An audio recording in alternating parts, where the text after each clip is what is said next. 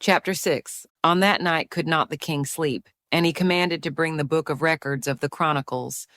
And they were read before the king.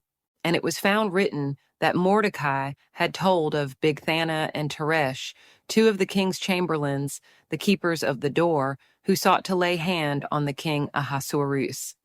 And the king said, "What honor and dignity hath been done to Mordecai for this?"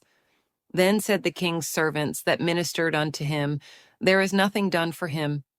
And the king said, "Who is in the court?" Now Haman was come into the outward court of the king's house to speak unto the king, to hang Mordecai on the gallows that he had prepared for him.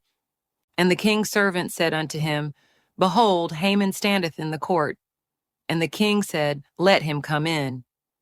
So Haman came in, and the king said unto him, "What shall be done unto the man whom the king delighteth to honor?"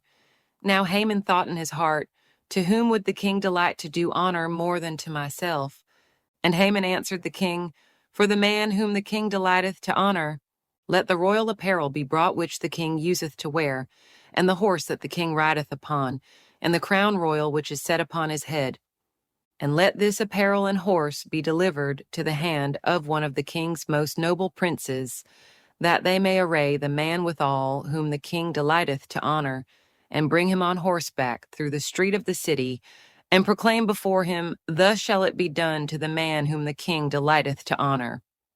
Then the king said to Haman, "Make haste, and take the apparel and the horse as thou hast said, and do even so to Mordecai the Jew, that sitteth at the king's gate.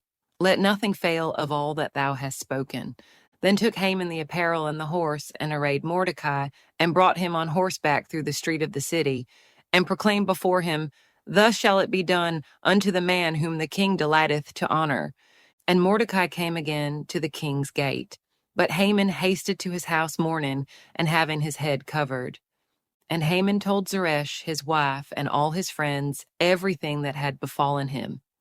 Then said his wise men and Zeresh his wife unto him, "If Mordecai be of the seed of the Jews, before whom thou hast begun to fall, thou shalt not prevail against him, but shalt surely fall before him." And while they were yet talking with him, came the king's chamberlains, and hasted to bring Haman unto the banquet that Esther had prepared.